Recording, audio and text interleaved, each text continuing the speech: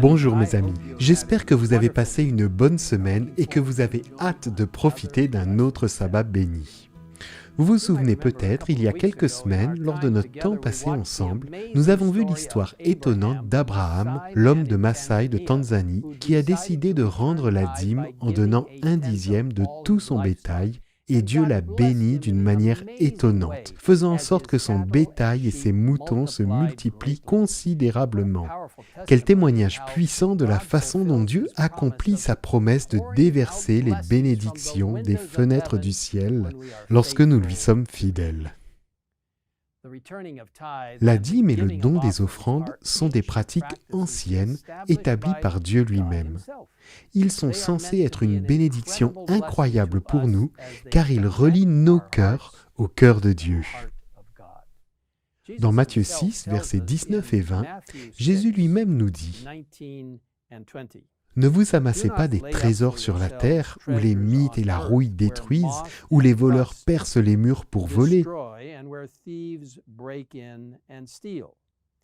Mais amassez-vous des trésors dans le ciel, où les mythes et la rouille ne détruisent pas, où les voleurs ne peuvent pas percer les murs ni voler. »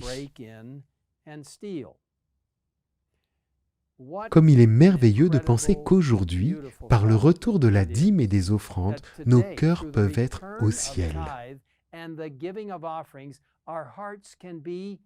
Dieu aime les donateurs joyeux et désire unir nos cœurs aux siens.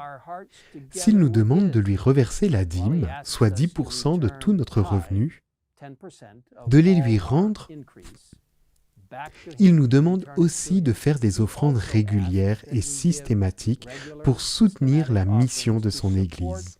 C'est différent des offrandes volontaires qui sont données que de temps en temps lorsque l'on est interpellé par le don.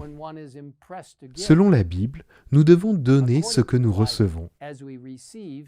Dans Proverbe 3, verset 9, nous lisons « Honore l'Éternel avec tes biens, avec les premiers de tous tes produits. »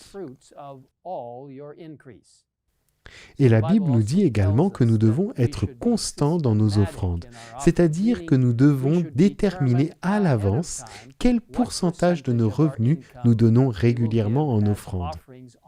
Et personnellement, je veux vous dire que c'est ce que ma femme Nancy et moi, nous faisons chaque mois, sur une base mensuelle.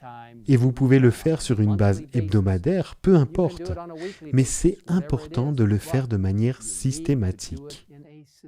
Une des façons d'identifier ces offrandes régulières et systématiques est le mot « promesse ». Ce concept de promesse est expliqué plus en détail dans cette courte vidéo produite par le département de gestion chrétienne de la vie de l'Église adventiste du 7e jour.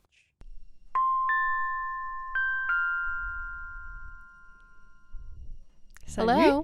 Hey Jackie. Salut ma belle, quoi de neuf? Rien de spécial, comment vas-tu? Bien. Alors qu'as-tu pensé du sermon de ce matin?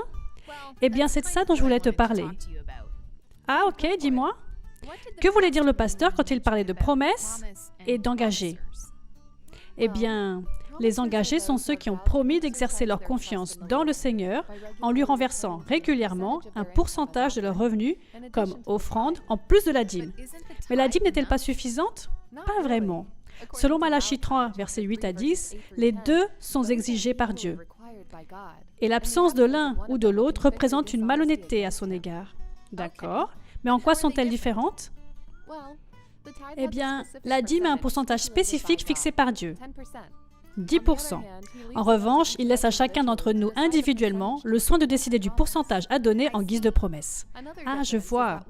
Une autre différence est que si la dîme doit être utilisée exclusivement pour soutenir le ministère autorisé, les offrandes doivent couvrir un éventail plus large d'autres besoins importants pour la diffusion de l'Évangile dans le monde. C'est clair. Mais pourquoi cette question? Es-tu un peu intrigué? Eh bien, non. C'est juste que parfois, j'ai l'impression que Dieu m'appelle à faire un pas dans la foi pour devenir une engagée. Et je pense que cela m'aidera à être plus cohérente en donnant des offrandes aussi régulièrement que les bénédictions de Dieu le sont, et non pas selon mon cœur ou selon mes goûts, mes projets ou mes appels spéciaux, mais chaque fois qu'il me bénit. Je pense que tu es sur la bonne voie. Bon, je dois y aller maintenant, mais merci pour l'explication. Pas de problème, ma chère. Quand tu veux. Ok, ciao, bye. Devenir une personne qui fait des promesses de dons, c'est honorer l'Éternel avec tes biens et avec les premiers de tous tes produits. Alors tes greniers seront abondamment remplis et tes cuves déborderont de vin nouveau. En suivant la parole de Dieu, laissez cette promesse s'accomplir dans votre vie. Puissions-nous mettre nos désirs en dernier et Dieu en premier. Mes amis, nous ne pourrons jamais surpasser le Seigneur. Encore une fois, je veux vous donner un témoignage personnel que Nancy et moi avons vu de manière étonnante dans notre vie personnelle au fil des années, les 45 années que nous avons été mariés, bientôt 46. Dieu vous bénira et les 9 dixièmes, les 8 dixièmes ou n'importe quel pourcentage que vous aurez, je veux vous dire qu'il les bénit plus que les 100% originaux. C'est une bénédiction de Dieu. Il n'attend que de déverser ses bénédictions sur vous. Si vous souhaitez en savoir plus sur la promesse et sur le fait de mettre Dieu en premier, je vous encourage à visiter le site stewardship.adventist.org/what-is-promesse. Permettez-moi de prier ensemble, en particulier sur ce sujet spécial. Père Céleste, nous te remercions de nous avoir donné tant de choses, y compris nos talents, nos capacités, notre temps et nos ressources. Seigneur, alors que nous confions tout cela entre tes mains, donne-nous une compréhension de la beauté et de ta merveilleuse prescription de te rendre la dîme, qui t'appartient déjà, et nous rendons ces 10% et ensuite les offrandes régulières supplémentaires que nous offrons. Aide chacun à déterminer avec toi ce qu'il convient de te donner comme offrande précieuse. Seigneur, je te remercie pour les bénédictions que tu nous donnes. Je te remercie de promettre de déverser des bénédictions par les fenêtres du ciel, plus que nous pourrons jamais en recevoir. Seigneur, je témoigne du fait que tu as fait cela pour moi, pour ma famille. Seigneur, qu'il en soit ainsi pour ceux qui nous regardent aujourd'hui. Tu as dit de te mettre à l'épreuve et de voir si tu ne feras pas la même chose. Nous te remercions au nom de Jésus. Amen. In the name of Jesus. Amen.